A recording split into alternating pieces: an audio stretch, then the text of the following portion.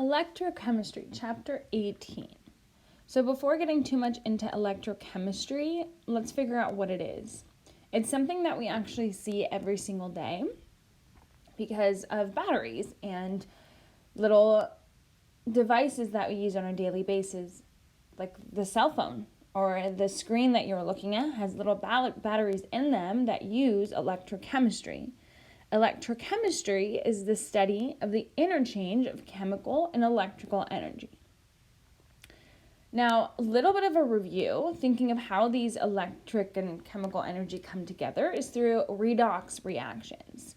So a redox reaction is a reaction that has oxidation in it and reduction. So what does that mean to you? What is oxidation and what is reduction? So in order for something to oxidize, what happens is it loses electrons. And in order for something to reduce, it gains electrons. And the both processes that are together in a reaction is you have an oxidation reduction reaction, short for redox. This happens a lot in combustion, reaction in batteries, electroplating, corrosion of metals, and oxidations of sugars to carbon dioxide and water. And we'll see some of these examples in a little bit more detail about some of these things in this chapter. But just a really quick review of let's look at an equation and figure out if it's redox. So redox is not necessarily always extremely obvious. Sometimes when you see charged substances, cations and anions, in an equation, it is more obvious that there's a redox reaction occurring, but sometimes it is not. So the way to determine if you have a redox reaction is to assign oxidation states. So this should be Chem 1A review, that the way you assign oxidation state is due to their neutral or their charged state. So let's do it together. Calcium solid. Now calcium solid is its neutral form, so its oxidation state is 0. Water. Now, because this is a compound, the oxidation states are equal to their charges because it's an ionic compound and the charges came together to form this structure. Oxygen charge is -2 and hydrogen is +1. We know the subscript makes it +2 so that the overall sum is 0. Now we look at calcium hydroxide. So again, because we split up hydrogen and oxygen on my left, I have to split it up on the right and not keep hydroxide together. So oxygen is -2, hydrogen is +1, and the charge of calcium is +2. The reason calcium is not 0 here is because in order for calcium hydroxide to form, there was a transfer of electrons. And those electrons are the 2 valence electrons that calcium has available, which indicate its +2 charge. Then we have hydrogen gas. Now hydrogen is a diatomic and it exists in its gaseous form, so this would be 0. So then you take a look at, okay, is there even a change in charge? If there's a change in charge, then yes, you have a reaction, a redox reaction. If there's not, then you do not have redox. So I'm going to look at, okay, my calcium went from 0 to +2.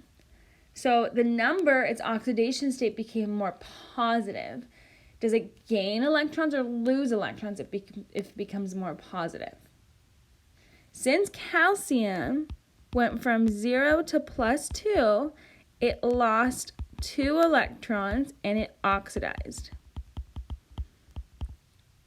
Then hydrogen. Well, hydrogen went from +1 to 0. So it went down a number, right? It became more negative. Even though 0 is on a negative number, it's more negative than +1. So it gained 1 electron, and therefore it's reduced. So other than just the oxidation and reduction, we also assign agents, which are always on the reactant side. You're always going to have a reducing agent and an oxidizing agent if you have oxidation and reduction occurring. Note that the processes have to happen together. One is not going to happen if the other one isn't happening. So when you're doing this in practice and in homework, if you first, got that there's something being oxidized or reduced, make sure that that was correct, or make sure you're finding the other component as well. So a reducing agent is what aids the process of reduction. So the process of reduction is taking the electron, right? So since calcium is oxidized, a reducing agent takes that electron and helps it become oxidized. And then an oxidizing agent helps a substance become reduced. Now, most of the time, redox reactions seem like they're balanced based off of their coefficients, and here you can see there's the 2 in front of the water to balance out the hydrogen and oxygens, but are the charges balanced? So it's really important to balance out the charges, and the way that you do that is through creating a half reaction. So my first half reaction would be calcium, and since I'm oxidized, I go to calcium 2 plus. Well, actually, I have to keep my hydroxide. Calcium hydroxide plus 2 electrons. It's writing a half reaction. And then I have my water, so I have H2O, and that gained an electron, and that became my H2. So now you notice we have to balance these in charges and with different elements. So this is going to bring us to our next topic, which is balancing in acidic and basic solutions. So let's look at balancing a reaction in acidic solution. Let's look at this example. Iron 2 plus with manganese makes iron 3 plus and manganese 2 plus. And that wasn't manganese, manganate.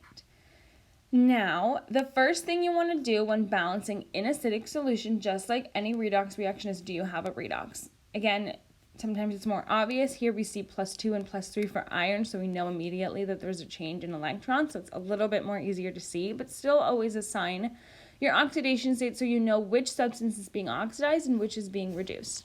So iron is +2, and then what would manganate be? Permanganate. So I have manganese and 4 oxygens, and that all has to equal -1, because if it has a charge, it has to equal its charge. Since iron is a charge of +2, its oxidation state is +2. So I know oxygen is always -2, so 4 times -2 is -8. Oops. And if that equals to -1, then manganese is +7. So this is +7, oxygen is -2 by itself. Then iron again is +3, and this manganese is +2. So you can see that iron went from +2 to +3. So what happened? Is it being oxidized or reduced? Became more positive, so it's being oxidized. And manganese, is it being oxidized or reduced? It went from +7 to +2. Well, it's being reduced because it went down in number. Alrighty, so first step is assigning oxidation states. And then I would say that your second step is split into 2 half reactions. So we have iron 2 plus to iron 3 plus, and it lost 1 electron. That's my first half reaction. Now you want to balance the elements as much as you can already in your reaction. You just have 1 iron of each, so there's no extra balancing needed. Then your other one is permanganate, and manganese ion. Well, this gained electrons, and the difference between 7 and 2 is 5. So the gaining of 5 electrons. Awesome. So you just have 1 manganese on both sides, but there's an issue here, just like there was on the other side with calcium hydroxide. What do you notice? You have 4 oxygens here, and you don't have any oxygens on the right sides to balance out oxygens. So since it's an acidic solution, what we do is we add water and hydrogen ion to balance out any hydrogen and oxygen atoms. So since I have 4 oxygens on my left side, I'm going to add 4 waters on my right. 4 times the 1 oxygen gives me 4 oxygens, but now I also have 8 hydrogen ions. So then I add 8 hydrogen ions to my left side. Now all my atoms are balanced. So your goal is always to not only balance out the elements, but balance out the charge. So the way to balance out the charge in the redox reaction is to, at the end, have no more charge left. And the way that you do that is you manipulate your two equations by multiplying so that you have the same number of electrons when adding the equations together. Now you can notice that you have 5 electrons up here and 1 here. So if I were to multiply my top equation by 5, I would have 5 electrons, 5 iron 3 plus, and 5 iron 2 plus. And if I then summed everything together, since my 5 electrons are on the right of my first equation and my left on my second, these would cancel. And I would be left with 5 iron 2 plus, 8 hydrogen ion per manganate, mangs 5 iron 3 plus, manganate 2 plus, manganese 2 plus, and 4 waters. Now you can see that not only your elements are balanced, but your charge is balanced as well. So really important to split up the reactions. Note sometimes you have to multiply both. Here we only had to multiply 1. It just depends on what you can do to make the electrons the same number so they're balanced and cancel each other out, because that's the end goal. So now let's look at a basic solution. So if we have a basic solution, we basically do the exact same thing, we just have an extra step. So same exact steps as balancing an acidic solution. So if we look at this reaction, let's first, what was our first step? Assign oxidation state. Let's assign oxidation state. -1, I know this is -2, but I have 8 has to equal -1, so this is +7. I have -2 for my oxygen. I2, that's natural state, so that's 0. And then here I have -2 oxygen, right? But there's -4, and it has to equal 0, so my manganate has to be +4. So iodide went from -1 to 0. What happened to it? Is it being oxidized or is it being reduced? So -1 is more negative than 0, so this is being oxidized. What about manganese? Manganese went from +7 to +4. Is it oxidized or reduced? Well, one, if you already figured one out, then you know the other has to either be reduced. But again, always make sure that it's working with the electrons that way, because you could have easily maybe misplaced some oxidation state and the oxidizing one was wrong. So +7 to +4 is going down in numbers. This is being reduced. All right, so then let's set up our half reactions. So we have our half reactions, which are iodide goes to I2 plus electron, right? We know that from -1 to 0, you lose 1 electron. Now you want to balance this. Is this reaction balanced? No, because you have 2 iodides on the right. So I have to add a 2 here, which balances out my iodides, and then I'm going to have 2 electrons now go to 0, so I have to add a 2 here as well. Awesome, now I'm done with that one. Let's look at the next one. So we have permanganate plus how many electrons? Since I'm being reduced, my electrons have to go on my left side because they're gaining, right? And the top, it's being oxidized, so they're on the right because they're a product. They were lost after the reaction took place. From 7 to 4, that's 3. So I gained 3 electrons to then form my manganate. Manganese oxide, since it's not a polyatomic ion. Awesome. So now you have to balance. You would think, all right, I don't need my waters and hydrogens because I have oxygen. However, since this is a basic solution, we're still trying to neutralize this by adding water and hydrogen ions.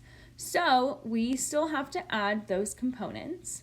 And the way to figure out where the water goes is to the oxygen side that needs to be balanced because it has less oxygens.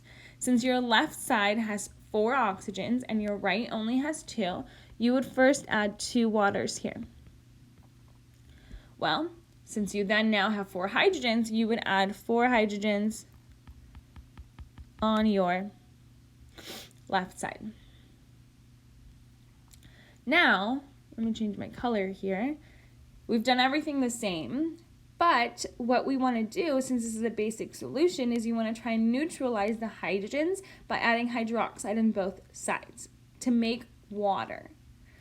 So you're trying to keep neutralizing your reaction and simplify it as you go on.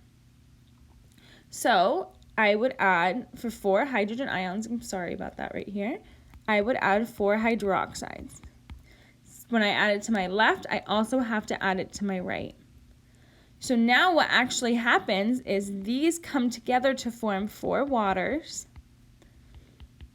permanganate, 3 electrons, manganese 2 oxide, water, and 4 hydroxides. Awesome. So now what you want to do is you want to balance out the electrons. So let's change the color here again to a highlighter. So you have 2 electrons for the iodide and only 3 electrons for the manganese. So this time you have to multiply both because if you multiply one, it's going to change completely to the other. So you multiply the top by 3 and the bottom by 2 because I know a common number between these two is 6. So this gives me 6 electrons, 3 iodides, 6 iodide ions. And then I have 8 waters, 2 permanganates, 6 electrons, 2 manganese oxide, 4 waters, and 8 hydroxides. Alright, so one more step before you continue to sum up your reaction. So I'm going to write my iodide reaction here on the bottom. You can still simplify one more time on your manganese reaction. Know how you have 8 waters on the left and 4 waters on the right.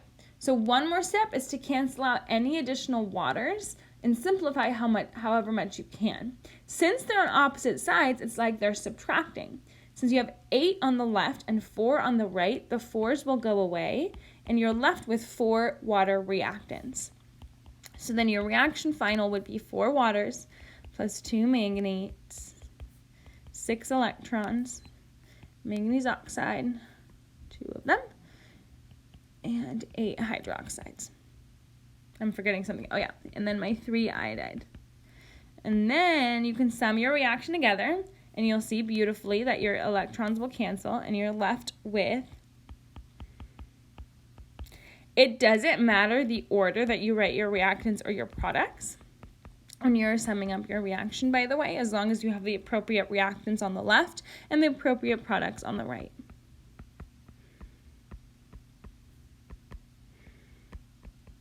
And now you've balanced it, and now you can use this stoichiometry just like you would use any stoichiometry in different equations.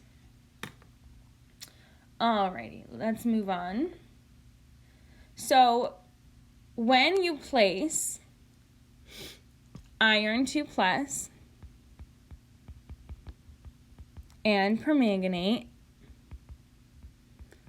when they're present in solution, whoopsies, what happens is they collide, right? Because there's oxidation and reduction going on, and electrons transfer directly.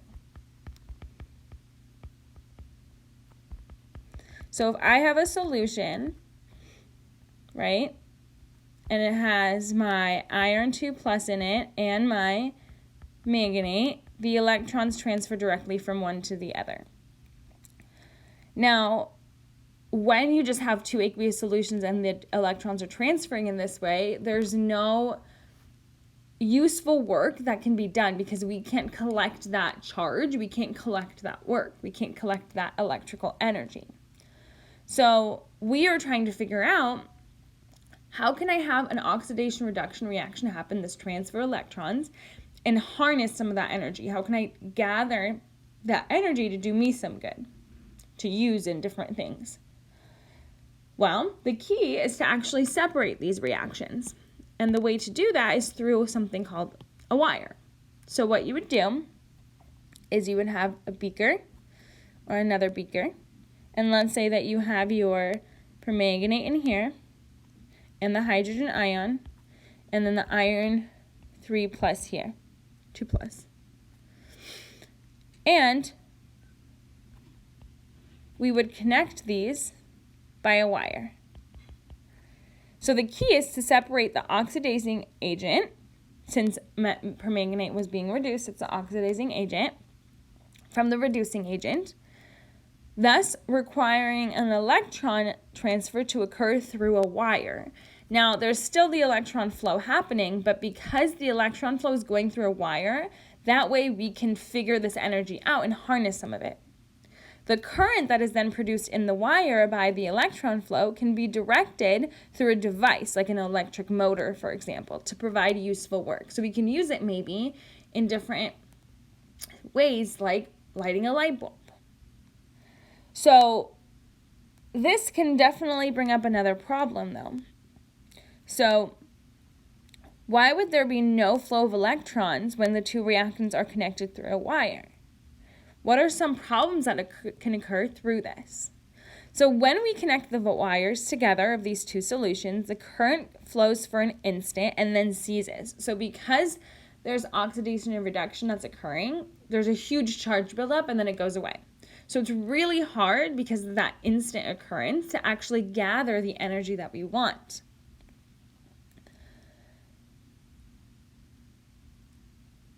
If electrons flowed from the right to the left, here's my right compartment, and here's my left, and I have my electrons going from the right to the left. In my apparatus here, the left would become what? So if my electrons are leaving, I just mislabeled this, from left to right, this is my left, this is my right. So if my electrons are leaving my left, what happens to it? This becomes negative, right? Because my electrons are leaving. I'm losing my electrons. And what happens to my right side? It becomes more flip that again. So my left becomes more positive because I'm losing the electrons, and my right becomes more negative, right? Because we have the electron flow. The reducing agent happens from oxidation. It's beginning to lose the electrons. So then you think, okay, well, what does that do? So if my electrons are flowing, my left side becomes more positive, my right becomes more negative.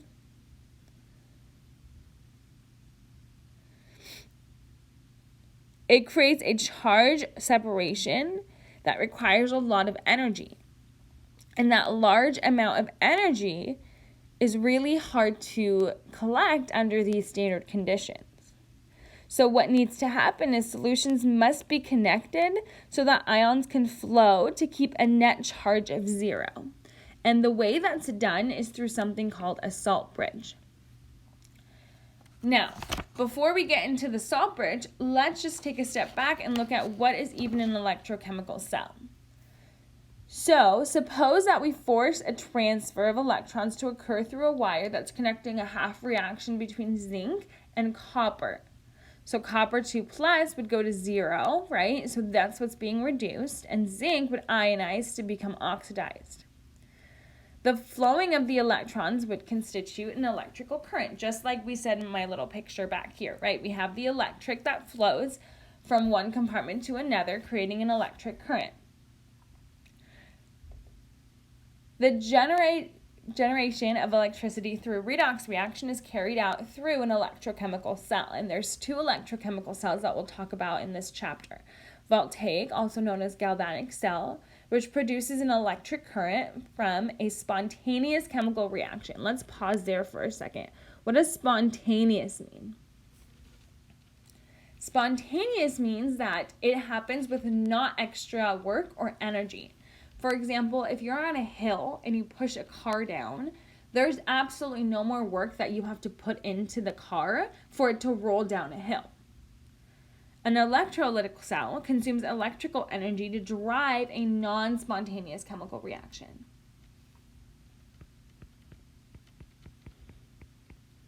Well, if spontaneous means that a process happens with no extra work or energy needed, what would be non-spontaneous? The opposite of that, right? You always need extra work and energy, and you continually need to put it in order for this reaction to occur. So thinking of a car pushing uphill, right? Or a box or something. You are not going to get it from point A to point B unless you are constantly adding in work and energy to move that box or car, etc. So with all of that, this brings us up to a galvanic cell for now. So here is the construction of our galvanic cell. We have zinc and copper. So here's my little equation. I have zinc, copper ion, zinc 2 plus ion, and then copper solid. So take a moment and assign oxidation states and determine what is being oxidized and what is being reduced.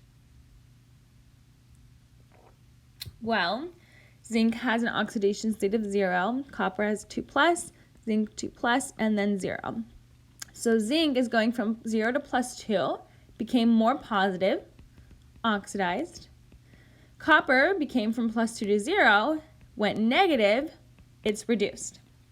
So when constructing a galvanic cell, you have a device in which a chemical energy is used to change electrical energy. So the energy that happens through the electron fast process actually makes electrical energy, like this light bulb. So you have two compartments. You have the left side and the right side.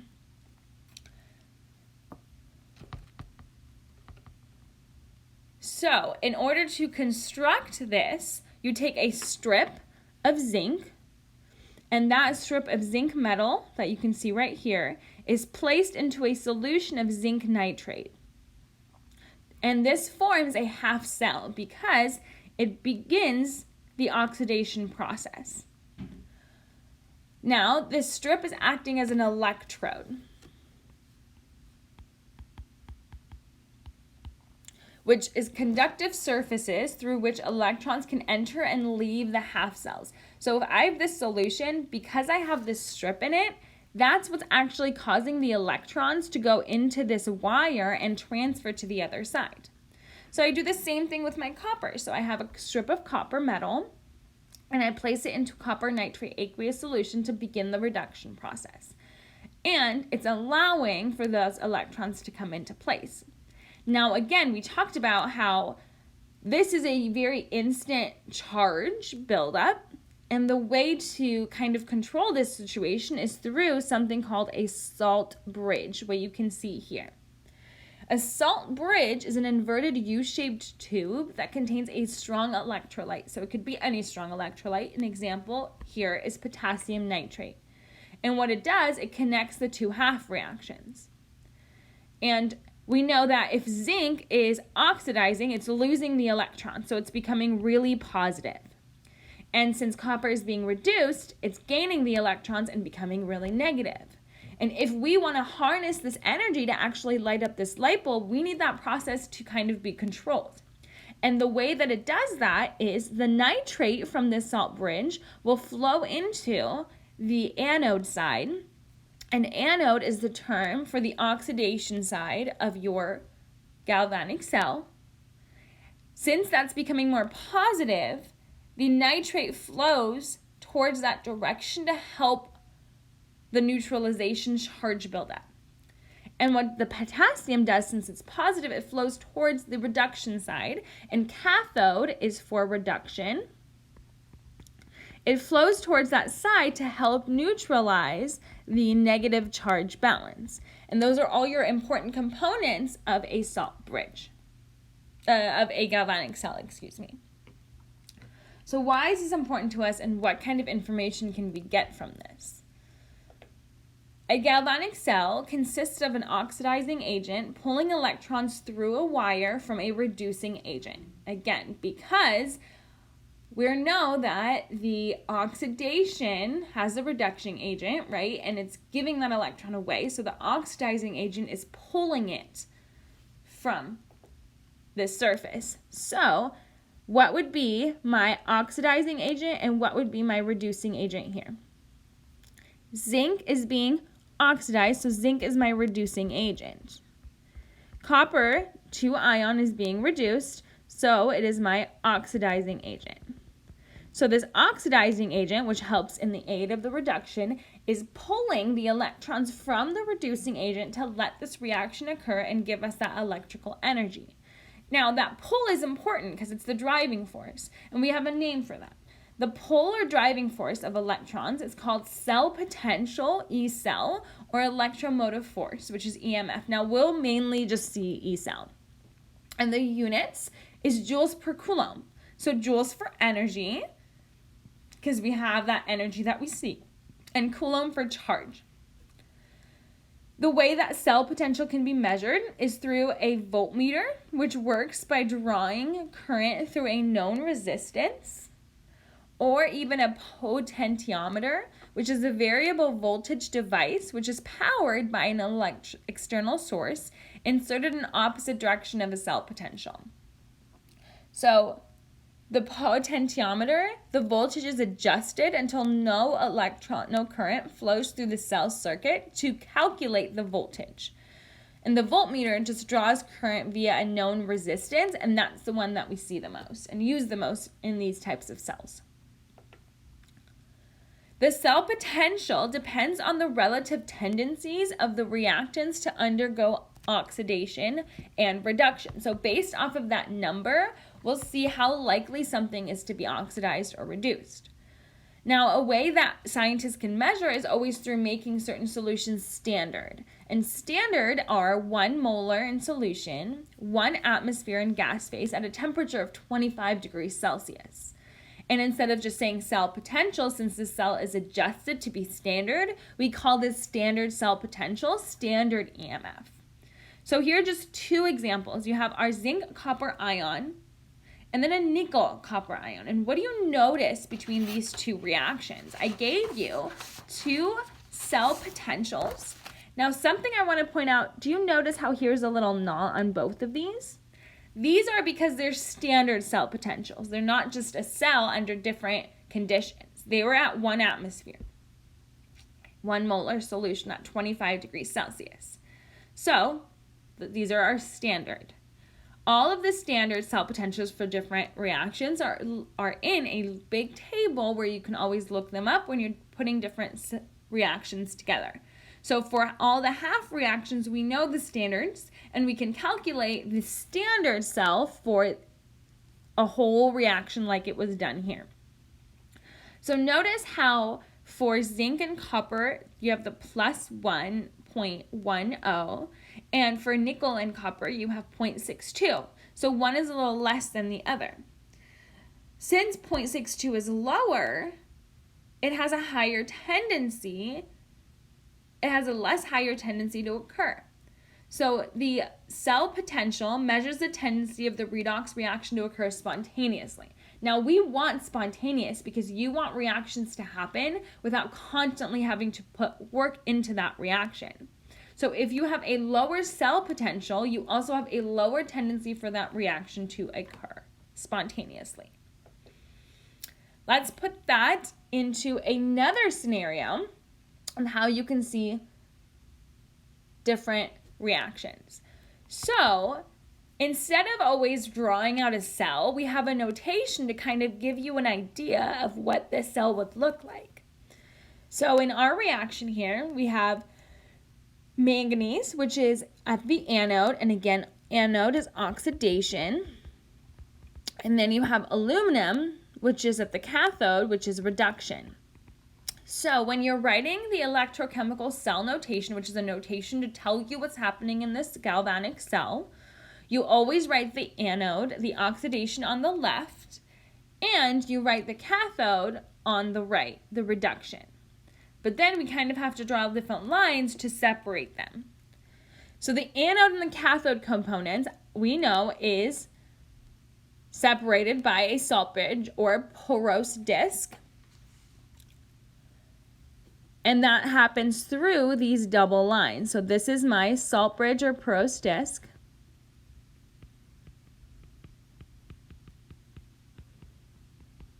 Help separate the flow of the ions. Okay, did that part. Know that my anode's on the left, cathode's on the right, oxidation reduction. But then what happens with these single lines? Okay, well, these single lines, what they are boundary, like they're phase difference. Phase changes.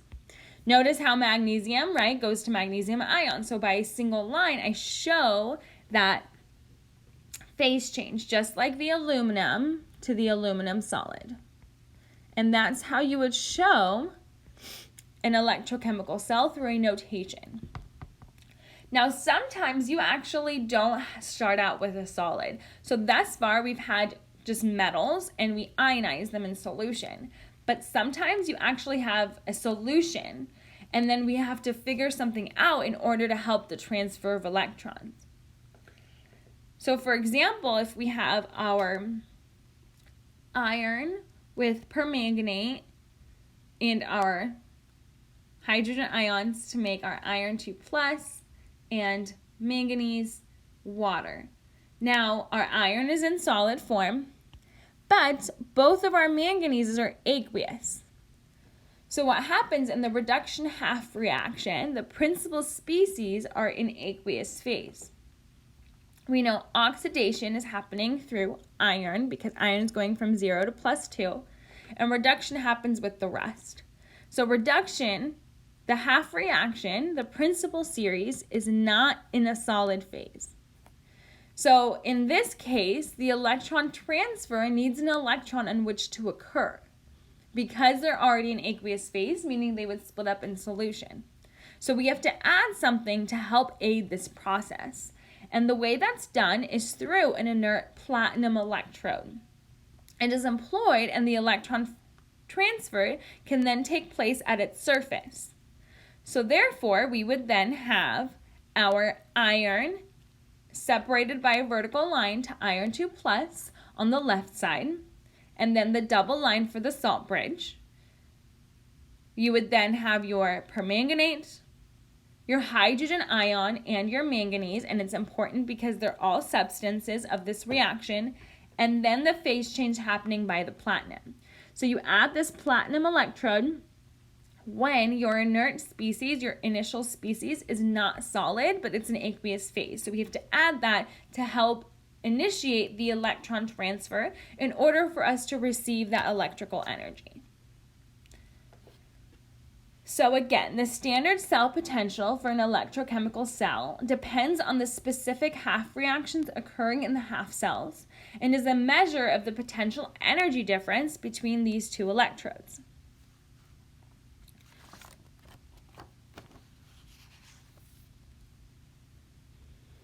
So we can use that to measure the exact potential of different reactions. But there's a way that we were able to, or scientists were able to actually calculate the standard cell potentials for different half reactions. And that's through something called the standard hydrogen electrode. So the standard hydrogen electrode is a half cell electrode that is normally chosen to be 0. So if you have two reactions, one is known to be 0, you can then calculate the other cell potential. The standard hydrogen electrode consists of an inert platinum electrode immersed in a 1 molar hydrochloric acid solution and 1 atm of gas that's bubbling through the solution.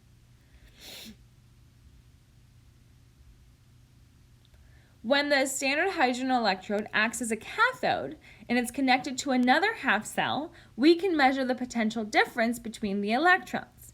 Since we say that the standard hydrogen electrode is 0, we can determine the potential difference to then calculate the standard potential of the anode if the SHE was acting as the cathode.